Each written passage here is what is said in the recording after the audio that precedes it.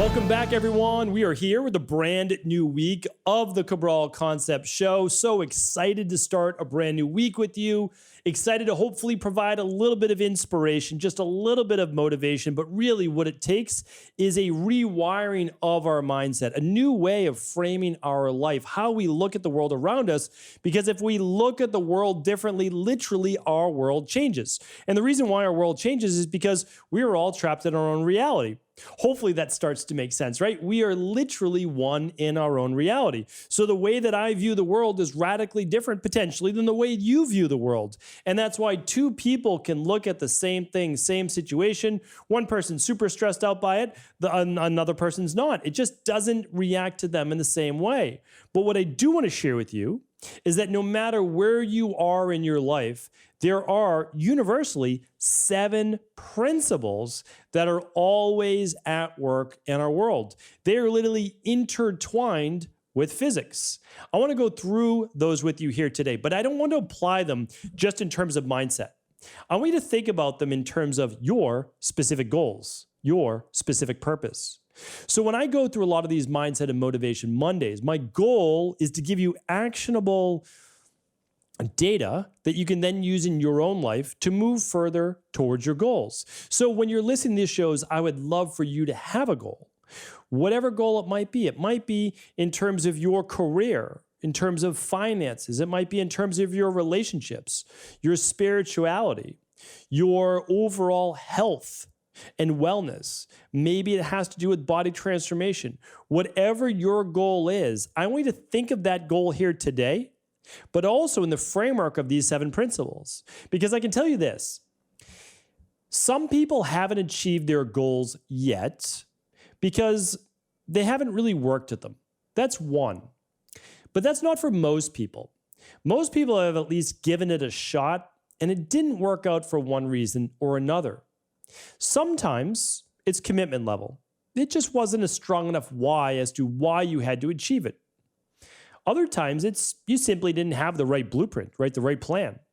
That's the thing. I mean, almost no one is going to lose weight on their first diet or at least keep it off, get their first wellness plan perfectly correct, even do their first functional medicine detox perfectly. Like, it's just, that's not how the world works. So you might have just not had enough attempts. And if that's you, if you've only given it 1 or 2 shots, I'm telling you right now, success is not a straight line.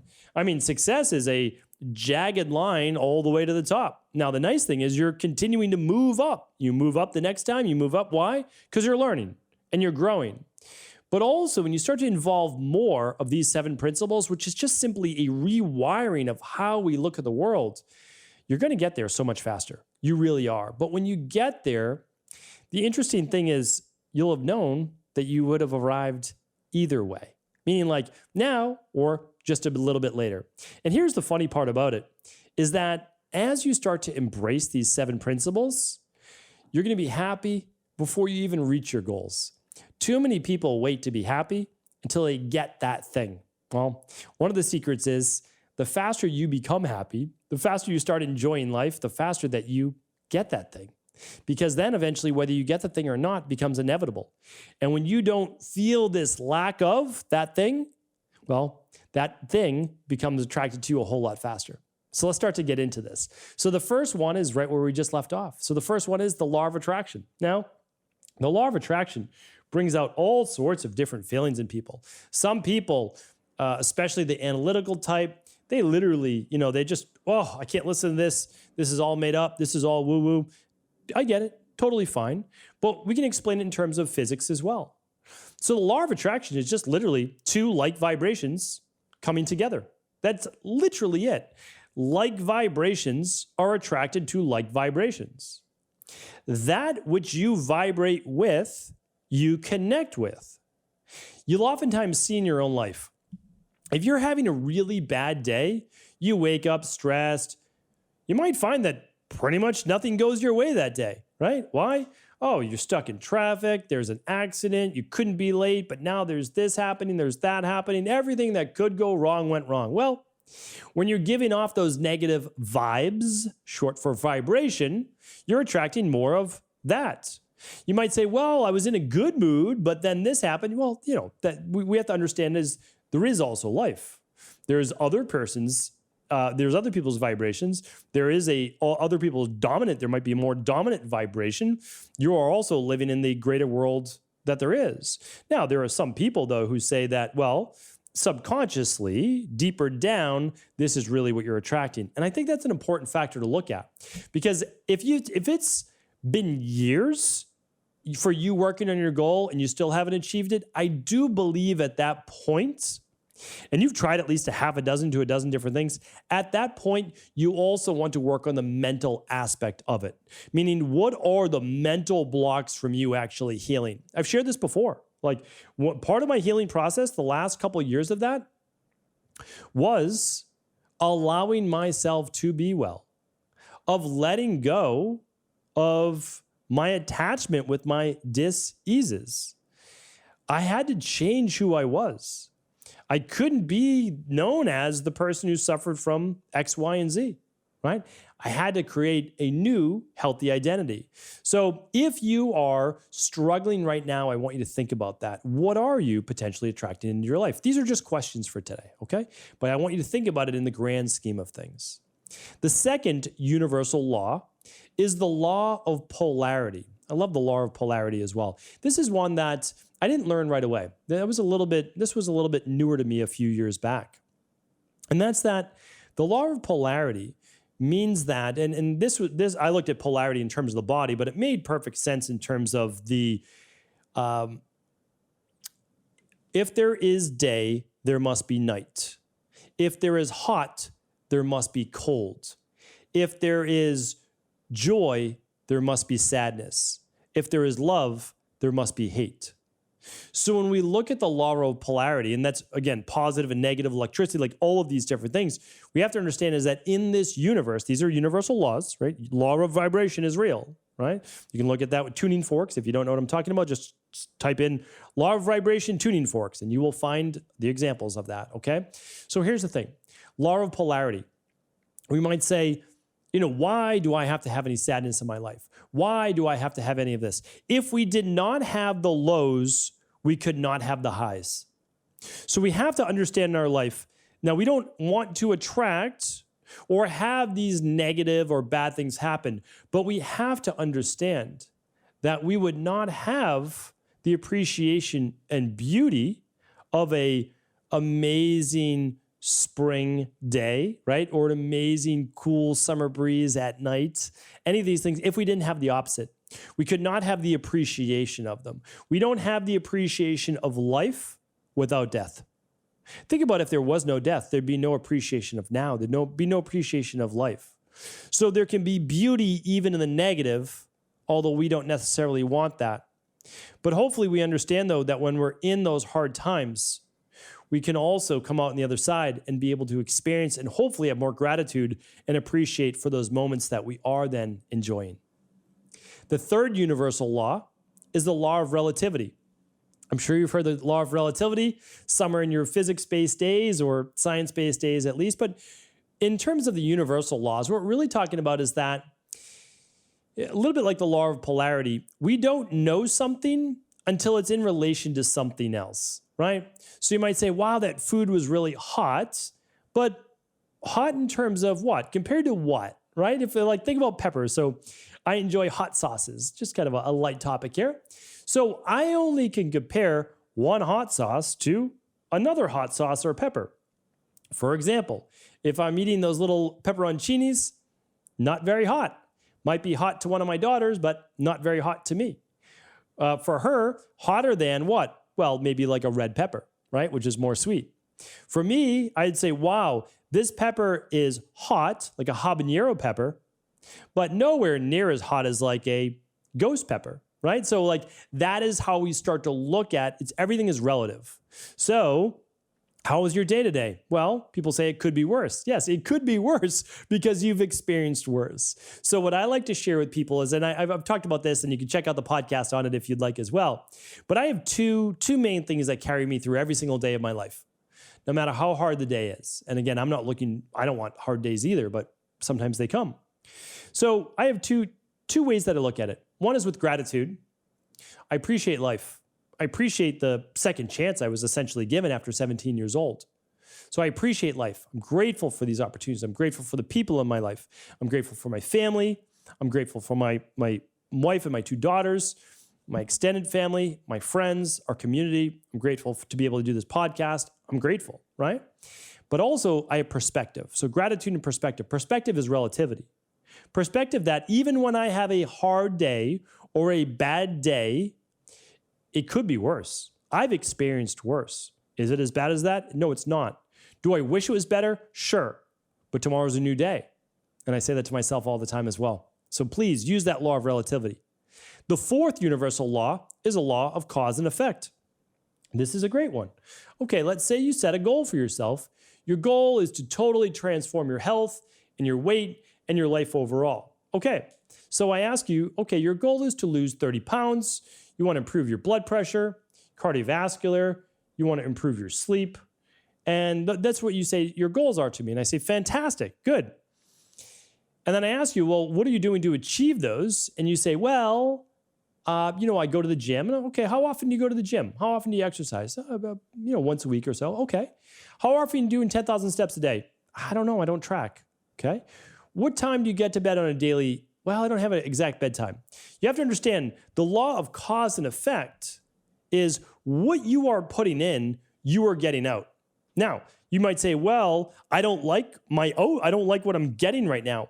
Look at what you are putting in. Whatever your goal is, what are you putting in? That's what I ask people. And you have to be radically honest with yourself. And I want to do a podcast on this as well, because we like to talk ourselves out of things. We like to justify things. I do it as well. Like, I love to justify all sorts of different things. But, if we're being honest, the truth is we don't always put in the effort needed in order to get what we're looking for. So this cause and effect often says you sometimes need to put in more in order to get more out. Really, really important to look at that. And if you're already putting more in terms of time and effort, okay, then all that means is you're not putting the right things in. So that can mean adjusting the exercise program, adjusting the supplements, adjusting the nutrition, adjusting the, recovery-based programs, whatever it is. But you need to do something. So if there's enough effort, then it's what the effort is applied to. If there's not enough effort, we need more effort if you want that particular effect. All right? The 5th universal law is the law of rhythm. I've learned a lot about this over the years. I really have. This one's a little bit more challenging to explain. However, the way that I found it most comprehensible is when you're in a flow state, everything seems to just go easier. Meaning, like, you get more work done, you're happier with your family life, your health is where you want it to be. And what I've learned is that you have to capture that. We all have a little bit of our own flow state that's somewhat unique to us. I've realized that although I would prefer to stay up later, if I get to bed before 10, it sets me up to have a better day the next day, because I need to wake up naturally without an alarm clock. That's a lot of what I've realized. I have no fatigue, no energy issues, no circadian rhythm issues, no cortisol issues if I wake up naturally. The problem is, everybody has a schedule, right? I have a schedule to help get my girls ready in the morning. I have a schedule to get to work on time, right? I have a schedule just like most of us do. So what do I need to do? Well, I just know that I need X amount of hours of sleep. So I need to go to bed a little bit earlier. That's the only way it's going to work, right? So that's the rhythm. That starts my day. That's the flow. Then what do? Well, I start my day right away. I get into it. I don't stay sluggish. If I just kind of ease into the day, I get very sluggish. So what do? I just start my day. I just literally start my day. I get up, I brush my teeth, splash some water on my face. I take my dog for a walk. I come back. I start to help my girls get ready. Then I'm in the shower. I'm just going through the steps of the day. And then I get into my work. Then I have my lunch. Then I have my exercise. Like, I have all the flow. And so that's why I'm big on scheduling. I've talked about this before, because once you find what works for you and you have a flow to your day, the day seems far less effort. Like you're putting in far less effort, right? Effortless almost. I do a lot in one day. I really do. There's no I would say, well, there's downtime in terms of like my lunch, yes. But that downtime enables me then to have what I call a second day, the second half of that day, which for me is back into meetings, recordings, interviews and other shows, and it's my workout, my exercise. So I need energy for that second half. So lunch is relaxing. It is going for a walk. It's getting some sunshine. It's breathing fresh air. It might be listening to binaural beats. It's a reset. And then I'm back for that next part of the day. That's what I found works for me. It may not work for you. Some people like to exercise at lunch, gives them that energy for that second half of the day. But what I'm saying is start to write down when you have a really good day. That's what I did. That's how I learned this. Here's what I do when I have a really good day. Oh, let's see if I can repeat that. Oh, well, lo and behold, there it is. Another good day, right? And so when you find that, you find your rhythm, which enables you to have more effortless energy without all the caffeine. All right, the sixth universal law is the law of gestation. I really like this one. And sometimes called the law of the feminine or law of masculine and feminine, sometimes called the law of gender, however you want to call it, think about it, totally up to you. But what it refers back to is really the yin and the yang. Now, I love Ayurvedic medicine, like you know that I'm all about Ayurvedic medicine. I think it's fantastic. But it's explained a little bit easier in traditional Chinese medicine. And that's simply because of the yin yang symbol, also called yin yang, but however you like to pronounce it. I like to stay in a Western-based version when talking about it. So all it means is hard and soft. That's all. Really, it's two different things. Yang, harder, masculine. Again, you don't have to call it masculine. Call it whatever you'd like. Yin, softer, feminine.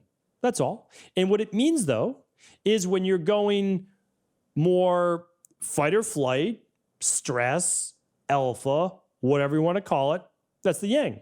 Too much fire, right? That is going to burn you out. Not enough and that can cause anxiety, all sorts of things. But also too much yin, soft, not pushing yourself can lead to sluggishness, depression, etc. So the goal in life is to combine the masculine and feminine, the yin and the yang, the hard and the soft. That is what you are aiming for in life. That's natural health. Natural health is balance. Not taking too much of something, not taking too little. We always talk about find your deficiencies, find your toxicities, bring up your deficiencies, not way up, bring them up to balanced. Find your toxicities, lower them to balance. That's the goal. And the last universal law is the law of perpetual transmutation, also called the law of eternal energy. So this goes back to, again, these are all physics. So this goes back to physics. And again, you can find the yin yang in the universe and all these different things. But energy, as they say, is neither created nor destroyed. It is moving from one area to another. In terms of our bodies, we can look at it as what are the things that bring in energy? Well, for me, it would be, again, I love teaching. It brings in energy. I feel great doing it, but I feel exhausted when I do, waiting in line at a store, sitting in traffic, like those, even though I'm not exhausting myself by doing anything, it takes out my energy because it causes frustration, right? So it's like, how I think about it for these universal laws, yes, you could think about it as energy is neither created nor destroyed. When you move on from this earth, your energy moves into, however you want to think about it, the universe in general, it moves into other humans, like however you want to think about it. But in terms of our goals, are we exhausting ourselves on the way in this life, on this journey of life, or are we bringing in energy in?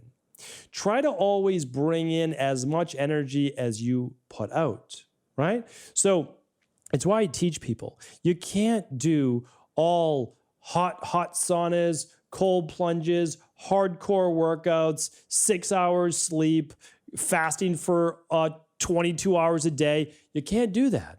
You're giving all your energy out. You can get away with it when you're in 20s, early 30s. After that, after you do it for a while, you start to get worn down. You start to get run down. We can see it on your labs and you can feel it yourself, okay? So what I'm saying is, you put out, you bring in. You want to exercise? Good. Then you have to eat good nutrition, right? The harder you exercise, the better your nutrition, the better your sleep has to be. That's the goal, but that's a good trade-off.